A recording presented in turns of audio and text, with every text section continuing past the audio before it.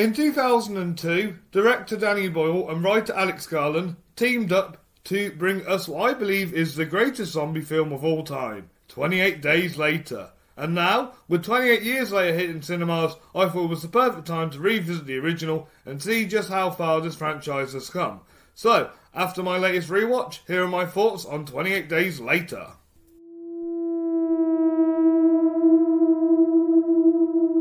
What makes 28 Days Later stand out is that it isn't just about the infected. It's a character-driven survival story set against the backdrop of a post-apocalyptic world. Rather than focus solely on the chaos and carnage, the film zeroes in on the human experience, how people adapt, fracture and survive. Garland's screenplay is the foundation of this, and it's a big reason why this film still holds up so well. If you're good at something, never do it for free. The film was a breakout for several cast members, most notably Cillian Murphy. His performance as Jim is captivating and raw. While many people know him more from Peaky Blinders and Oppenheimer, this remains one of his best performances and the role that truly landed his career.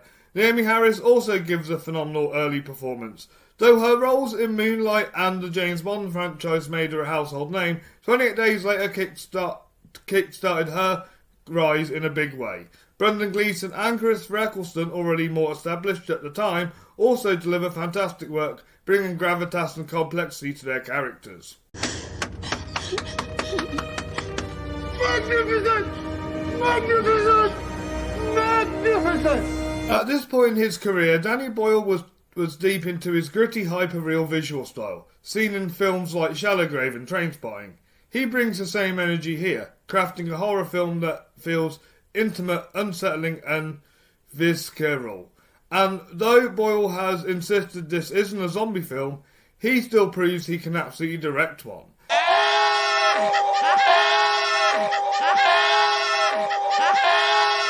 Anthony Dodd Manow's cinematography complements Boyle's direction perfectly. The harsh digital look gives the film its signature gritty aesthetic, helping to build the eerie, abandoned world the characters inhabit. The production design is equally strong. It never feels like a set, but rather a real world crumbling in front of our eyes. The editing is tight and purposeful, letting the story unfold naturally while keeping us on edge. Nice. My favourite aspect of the film? John Murphy's phenomenal score. It remains one of the best horror scores ever, mixing his original composition with classical influence to deliver something deeply atmospheric and emotionally resonant. Paired with the sharp sound design, the music immerses you into the film's tense, haunting world. It was perfect. Perfect. Everything, down to the last minute details. Before I share you my final thoughts on 28 Days Later, I just want to remind you guys to hit that like button, subscribe to Fright on Netflix, and follow us on social media so you don't miss a single scare. Have you seen 28 Days Later? Or what did you think to it? Please let me know in the comments down below, and also let me know if you're hyped for 28 years later. Now, let's wrap this up. Back to my thoughts. Overall, 28 Days Later still stands tall as the greatest zombie film of all time. 23 years later, in fact.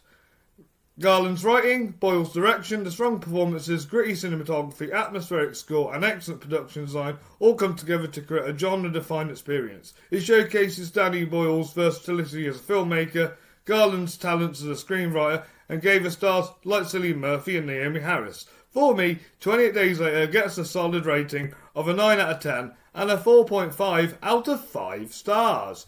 Thank you all for watching today's video. Please make sure you check out 28 Days Later if you haven't seen it and form your own opinion. If you are new here, check out all the rest of our videos on this channel for more horrors, rankings and more.